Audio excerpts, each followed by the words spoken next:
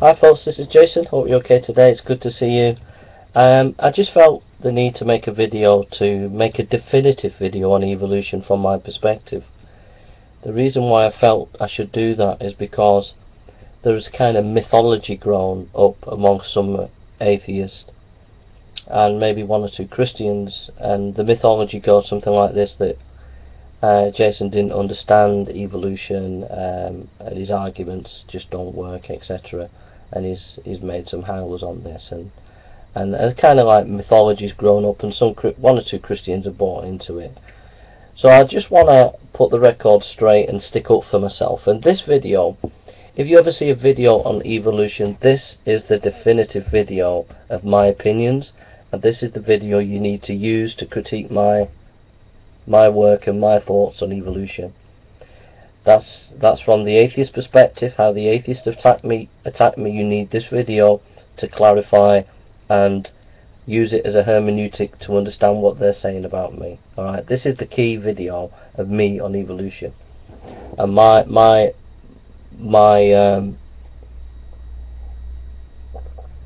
thoughts on evolution, why I don't believe it, etc.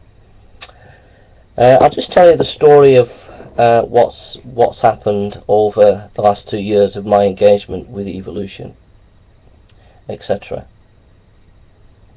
First of all,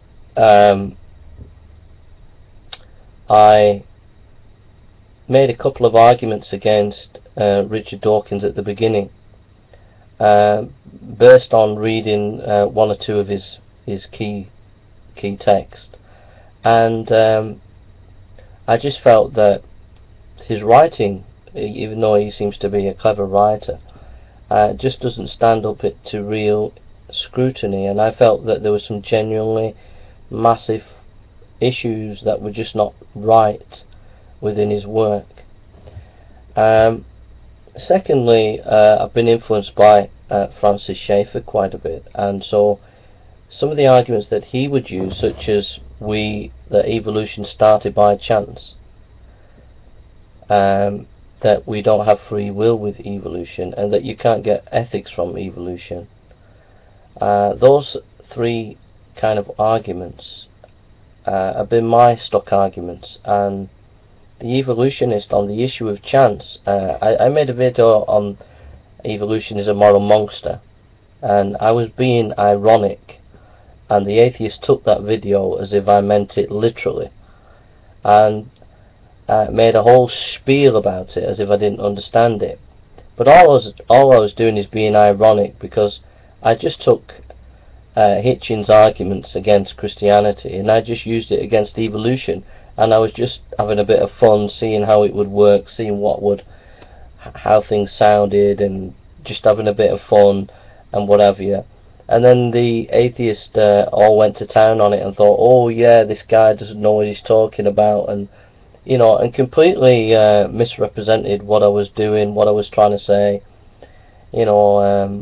Talking about, I believe the evolution was chance and in a process situation, and I didn't understand it and everything, and completely misrepresented what the whole context of that video.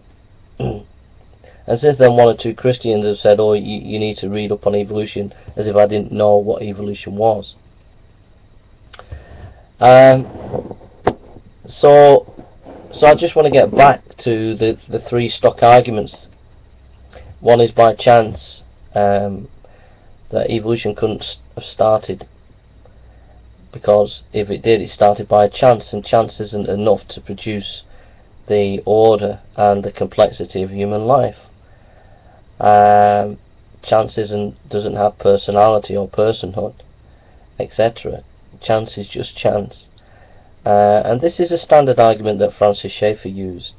Now the atheists will have taken this argument that I've used, and they've applied it to the process of evolution and said the process is not by chance, and because we have natural selection and mutation, and that's not just chance, that's a process. And so they've used that as a way of saying evolution's not about chance, and try to make it as if I don't understand what evolution is. But when I use the word chance, I'm principally using it in the context of the beginning of evolution. But there is an argument to make for chance in the process, that evolution is a chance even in the process with natural selection and mutation, such as the scientist Monod in 1965, Nobel Prize winner, has said the same, and other scientists in those days said the same. But the evolutionary community has moved on from that and said, you know, that's a bit extreme, saying that evolution is pure chance, and there's kind of been a modified kind of understanding of evolution, that it's not just pure chance but it's a process. But I think that Monod was correct in his argument, in his honesty there, and I think there is a strong argument to show that evolution all right through is all about pure chance. So to demonize me and say I don't understand this, that I don't get this, it's just not fair. It's just not right. And I just think that there are some massive philosophical issues there that evolutionists are not willing to face and not willing to grapple with, that at least people like Monod actually did, was actually truly honest. And another guy is Francis Crick as well. So there's that's an issue, basically a misrepresentation of my argument about chance, not understanding where I got that argument from, which was from Francis Schaeffer. So I take exception if anyone says I never understood evolution, because I take complete exception to that, because that's just ridiculous. Alright.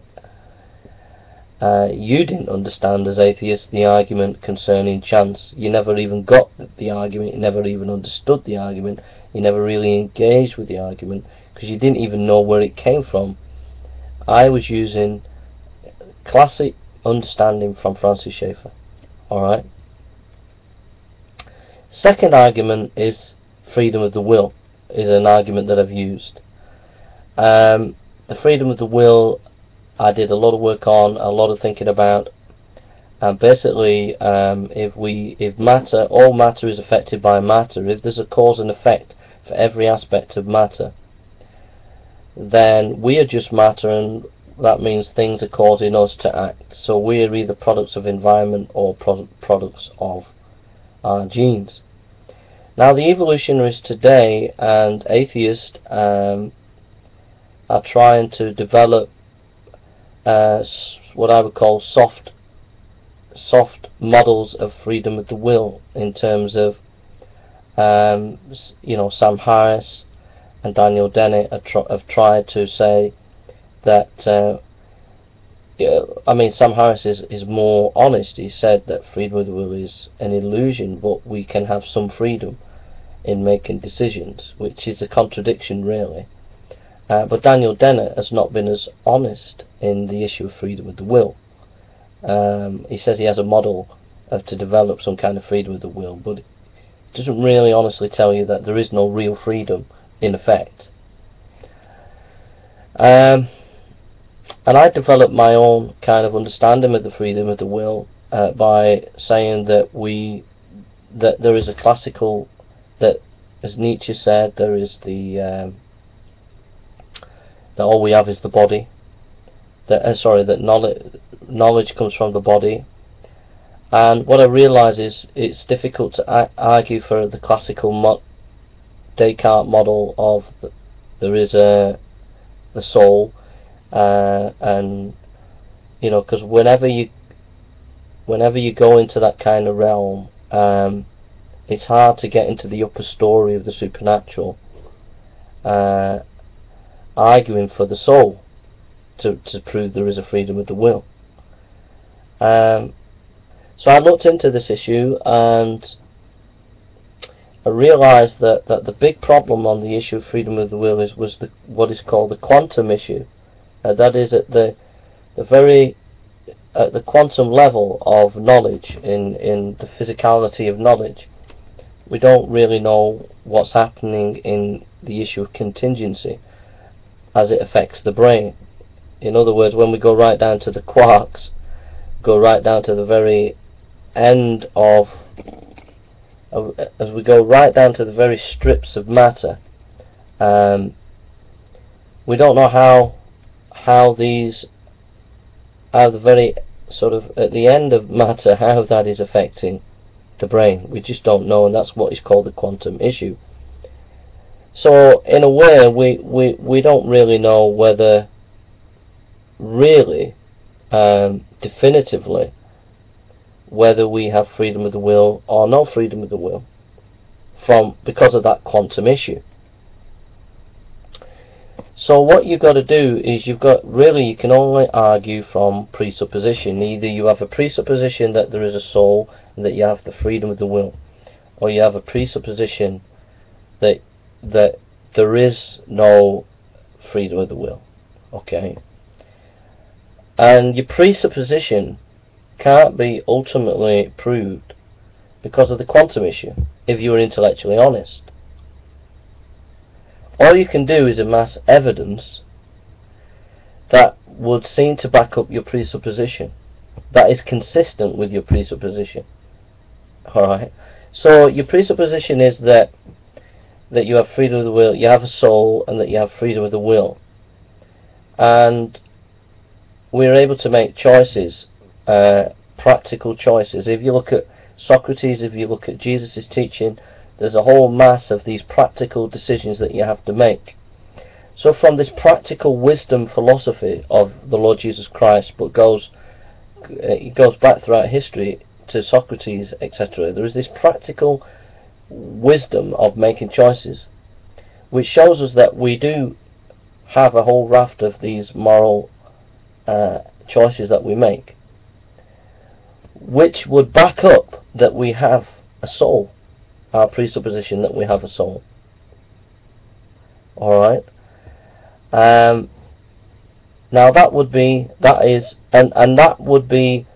in accordance that we can then have significant relationships, we can have significant meaning as to what love is, etc., and significant understanding of what it is to be human with this model. So all these things back up our presupposition that we have freedom of the will. The other way to deal with it is to, on the ground, to try and develop some kind of model like Sam Harris or Daniel Dennett.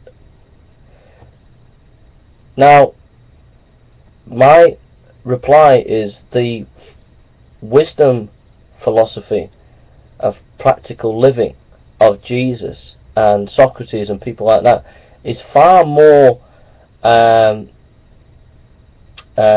wider in its application than the models of a Sam Harris or a Daniel Dennett that take a very small defined part of life and a very small part of the way of thinking.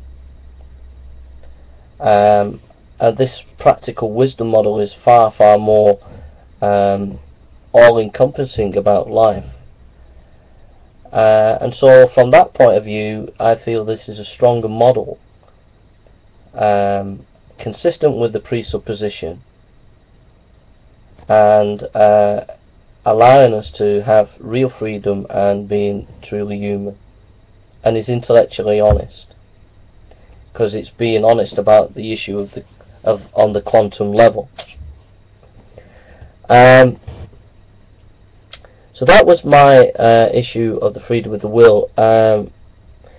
I've been on record. I was talking to one atheist who has threw it back at me and saying, "Well, you just believed in predestination. You don't believe in freedom of the will. You believe it's a mystery. So you've got problems." And my reply to that is, when I made that comment to this atheist, is that I let my guard down and I was talking to them as a friend, and it was on the Socratic Club, and I was letting them in on some aspect of my theological thinking. But again, the atheists seizing on something have tried to twist me on this, twist what I think on this issue. You can't take my understanding of the freedom of the will without unpacking the philosophical issues that I've just brought to you about the scientific and philosophical issue about the quantum level, about presuppositions, and about Daniel Dennett and about Sam Harris, and about my position on practical wisdom. This is my own original thinking that I made. No atheist ever really got what I was saying. No atheist really engaged with it, and it completely, when I made videos about these issues, no atheist really had any idea how to deal with it, really. This issue about predestination, etc., you know, I believe that you know, God has chosen us before the beginning of time, but we have freedom to make choices. And if you read the teaching of Jesus, it clearly shows that we are responsible human beings and we have freedom. Now, how that works with Calvinistic teaching is what I think is what my principle believed in, is prevenient grace. That is to say that God gives us the grace to make the decisions. So that means to say that we do have free will. So my position is not a determinist position. But the atheists never really, not being scholarly in their methodology, not being intellectually wanting to engage in this, rather than just trying to pawn me or trying to caricature me, never really got to grips with it, and never really faced the challenge from their own perspective concerning Skinner, who said we're just machines, we don't have free will, and that was the logical outcome of believing in an evolutionary position. And I pointed this out to atheists, but they just really never actually got to grips with it, really. Hearing some atheists, you know, it makes you want to cry when they've said, well, we don't have free will, we acknowledge that, and the craziness of making such a statement should make them realise how crazy that is. If we haven't got free will, then we're not really human beings, and anything that we're doing doesn't really have any meaning or purpose. And to say, an atheist to say that, and to be happy to say that we don't have free will, like Skinner said, it's not a case of stating the facts, it's just a case of dehumanising what it is to be human when one says that. And I pointed out two issues about this, two big issues, is that if we have no freedom of the will, then our actions are defined by what scientists say. And so you put morality and what it is to be human in the hands of an intellectual elite. I pointed this out. It was said that I was scaremongering, but I was telling the truth, and this is a fact. So that's kind of like some of the issues about the freedom of the will and evolution. And I beg to differ. I feel that I completely demolished the atheist community on that, and they never really engaged with it. They hid. No Plum 99 asked me a question, but he didn't actually engage with the arguments that I was making it explicit. Waffled on about my predestinationism and that, but that was in a context of me being friendly to him on the Socratic Club. It was not in the context of giving my full-blown opinion on these issues. So on the issue of chance and on the issue of freedom of the will, on when I'm talking about evolution, I had some original ideas on the freedom of the will, and I felt I had some important philosophical questions to ask about the issue of chance concerning evolution, and atheists never really gave me a chance to discuss these at a high level, nor on the issue of freedom of the will. Then the third issue is on ethics. I've completely tried to show often about evolutionary ethics just doesn't work, it's social norms, etc. taking my cue from William Lane Craig and developing some of the things he said. So that's really. I also found that as I researched evolution, I found discrepancies in their accounts. They fail to actually acknowledge times in history where hoaxes concerning intermediary links concerning human beings were hoaxes, and not admitting this, and I found that in history, which disturbed me about evolution. I found it disturbing in my research concerning the intelligent design movement and how the evolutionists were using political power to stop the intelligent design people from having a say in the public sphere and in schools. I found clear evidence in primary source material and in government departments in America where they published information concerning the evolutionist trying to persecute intelligent design scientists, and it was actually documented by the government. And I found evidence of this, clear evidence in the American government departments of documents where this was happening. Systematic abuse of people who wanted to do research in intelligent design. I found an unwillingness of evolutionists and atheists willing to really give the possibility that they might be wrong, which is quite strange when if they understood what science was. It works on the issue of probability, and each theory is graded as to how probably true it is, and no theory is 100% correct, so you should be open to the position that your theory might be wrong or open to change. And you find that this issue of probability in science, which is used by scientists, is not used by the evolutionists. They are so dogmatic, so certain that they are 100% right, and this just, to me, just can't be right. I found it extremely disturbing that people like philosophers like Nagel, who were atheists, who spoke up for intelligent design, were completely and utterly